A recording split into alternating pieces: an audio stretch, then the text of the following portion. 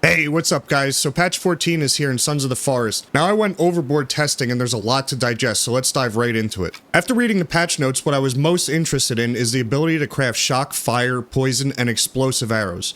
Now I was ready to get right into it, but it took an embarrassingly long time to find where the arrows are. I've never had to look for them in the inventory. The stone, 3D printed, and carbon arrows are located in the two boxes at the top. Now every upgraded arrow takes 4 arrows to make, as well as some other items. The stone fire arrow, for example, takes 4 stone arrows, a piece of cloth, and an alcohol bottle. I made a bunch of these for testing. The explosive carbon fiber arrow needs 4 carbon fiber arrows, 2 batteries, a C4, a wire, and a circuit board. You'll notice these are getting expensive in resources, and we'll test them in a second to see if they're worth it. For the poison arrows, you need 4 arrows, 1 fly amanita mushroom, and 2 snowberries. And for the shock arrows, you need 4 arrows, 2 batteries again, so rip your flashlight, your tech armor, 1 wire, and 1 circuit board. Now while testing these, I noticed different status effects do more or less damage to different enemies. Now the fire arrows do really good damage, but need to be lit every single time, just like the Molotovs, which can be awkward in a fight, but they do light pretty quick, and they will turn dead bodies into bones. But I think that's a waste of resources when you can do the same with a fire, or even a torch now. The shock arrows do less damage, but will CC most smaller enemies. The bigger ones, it kind of seems like a waste against, and when you pick them back up, they turn into unupgraded arrows. Now this is the same for all kinds, except the fire, which completely disappears, which makes sense because it's burning. Now with the demon boss running around, I'll slow it down here. You can see I hit him, and he's definitely on fire. What's weird about this is he doesn't take any damage over time from it, which is strange because he's on fire. From the fire arrows, he seemed to take roughly 30 damage each time I hit him. Now the explosive arrows are a different story. These do huge amount of damage, as well as CC him every time. The poison arrows against this NPC, in particular, seem to do roughly the same damage as the fire arrows, but you'll notice there's a damage over time poison effect. It's roughly 1 health per second for about 10 seconds, so it's not huge, but it does keep pressure on him. And unfortunately, this is what I meant by the shock arrow dropping the ball against bigger enemies. There's no stun or CC, and it pretty much does the same amount of damage as the rest did, other than the explosive. They added a new NPC named Igor, and he's a little wacky. If you keep distance from him, 90% of the time his AI has no idea what to do. He'll pretty much keep Naruto running at you. And to avoid his attack, just step off to the left or right. If you really want to mess with him, you can even play Duck Duck Goose. Now when he gets into close quarters is where he's dangerous. From testing, he likes to go in odd numbers, usually 1 and 3, and faking attacks and then following up after. And after all the attacks and he likes to run around, he wears himself out pretty quickly and needs frequent breaks. But don't underestimate him, he hits really hard.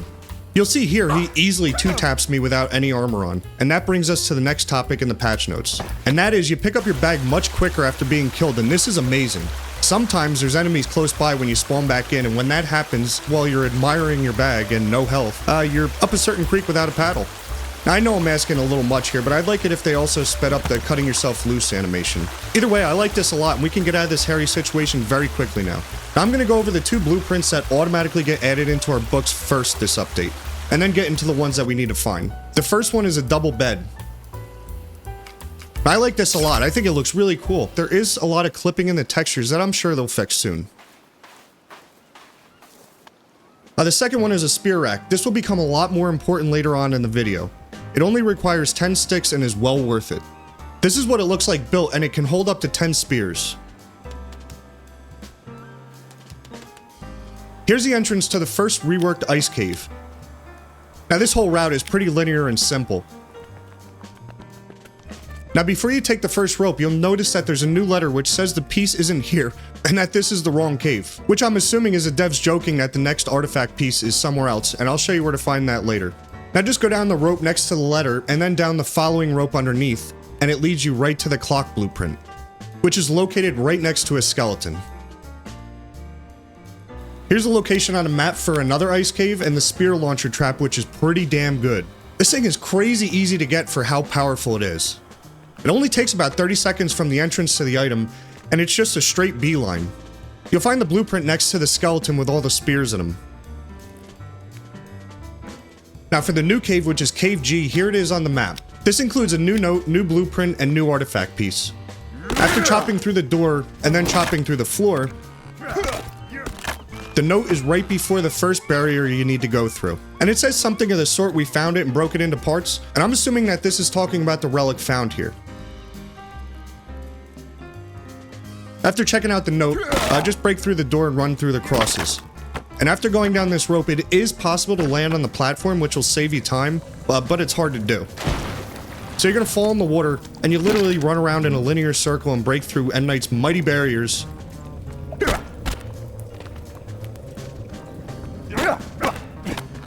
When you do get here, jump down and there's a spotlight shining on the new relic piece. I have cave light on, so it looks a little bit strange, but it's the higher point where the skeletons are pointing to. And what's nice about this cave is the next blueprint is just seconds away. If we jump over this, make a right, and go underneath the waterfall, I don't know what to call it, the grinder trap blueprint is located on a big cross. Alright, so here's a location on a map for the spinning trap, and this doesn't involve going into any caves. All you have to do to get this is break through the barrier, go through the crosses that they put in the doorways, and pick up the blueprint off the table in the back. Now finally, this is where the last and personally my favorite blueprint is, and that's the spotlight. And again, we don't have to do anything crazy, just break through the door and pick up the blueprint off the table again. It's pretty much the same scenario as last time. And now that we have all these blueprints, let's see what they can do.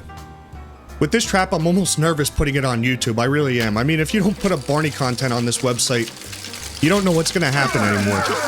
You can set this trap off yourself, and it will kill you very quickly, so be careful with it. Now, if we bring Speedy Gonzalez back, he'll run right into it and, no pun intended, get eaten right up. God, he's getting destroyed! YouTube, please don't get mad at me for this. It's a game. Now, I also tested this with the big boys like the demon boss, and he can jump over it, and even after I glitched him on top of it, it really doesn't seem to do much of anything to him. And the same goes for the end boss. So for the spear launcher trap, you can again set this off, but it's much harder to hit yourself. You can also pick up the spear that was shot out, and this will be important soon. You can also shoot the trap yourself by hitting E, but it is incredibly hard to hit anything. I even tried lining up an enemy perfectly and it's still really hard to hit. I tested this on Igor the Naruto Roadrunner, and again I'm on hard survival, and he got one shot and others had the same fate. I think that this is very well balanced because they need to go past or over the wire, and the trap only has 5 shots and needs to be manually reloaded. And now for the spotlight, this is one of my favorite things added, but it's also a bit buggy with the wiring. You can light places up that are dark as hell like a Christmas tree with these things. But for more simple testing, they obviously require a solar panel and a battery. They're very flexible compared to the rest of the building system, meaning rotations, angles, placements, etc. The wiring, however, is weird. I found running wires down planks like you usually would, and then free connecting the plank to the light is the least buggy way to accomplish this. Now every once in a while, it'll power a light connected to a beam with a wire, like a light bulb usually would. More often not. It's weird. For this, I free-wired every light and found that 3 spotlights is the maximum per battery, or solar panel. Now at nighttime, this looks really amazing. You can actually see. Again, if I put 4 lights on one battery, they don't even flicker, they just all go out. If I add another solar panel and battery, I can wire the next 3 using free wiring. And again, this is a little weird because normal power in this game lets you daisy chain batteries, but these lights will not allow that in almost every case. The next trap is a spinning trap, and you can set this off as well. And this as well will kill you very quickly, so be careful with it.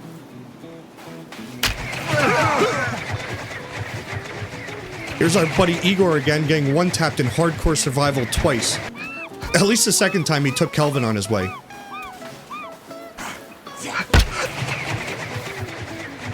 Talking about good old Kelvin, I tested this on him as well, and he cannot set the trap off.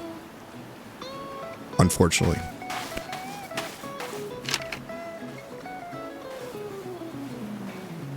So the final blueprint is a clock, and yes, no pun intended, the hands move. Now for giggles, I tested this on NPCs to see if it would do anything, and of course it doesn't. It's just a decorative item. So after this, I wanted to see if it could be hung on walls, and yes, it can be. I mean, this building animation, I think, could use a little work at night, but the rest of this is really cool. I like how they're adding more decorations. And I wasn't expecting this. It can actually be built on ramps too. I like this. I think they're going to expand on this. Now I want to point something out. Just like the spotlights, the building system is very lenient on placing these objects. I mean, they can be placed pretty much anywhere, even on top of each other. Another note says they added a lot of details to points of interest or camps to what they now refer as to the far side of the map. I call it the Forgotten Zone. Now, I didn't notice much of a difference where they already fleshed out the camps in previous patches. I did, however, search around the map, and I need to tip my hat to Tony Macaroni for this. The No Forest command in his mod is absolutely amazing. This removes everything, and that used to take hours, but now you can do it in seconds, and that makes creating videos or research so much more enjoyable. Thank you, brother. So with the trees and foliage turned off, I did find a ton of new points of interest as well as new details and camps.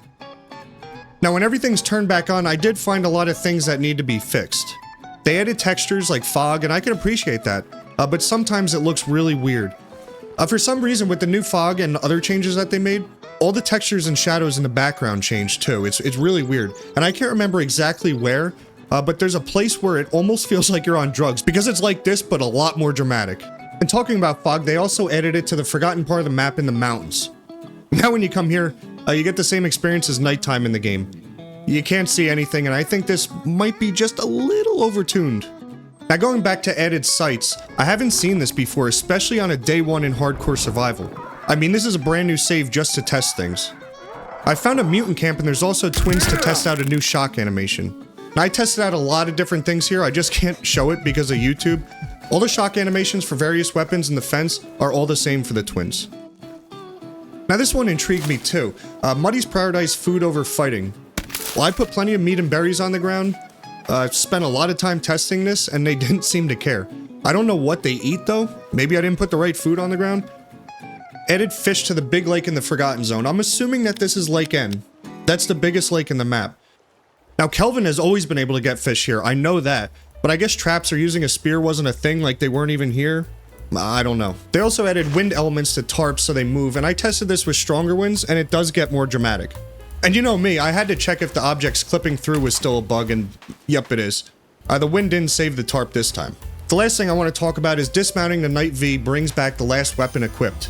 I tested this on every weapon because there was a really bad glitch with the Night V, but this all seems to be fixed. If you enjoyed the video, please like, subscribe, all that other good stuff. Until next one, bye!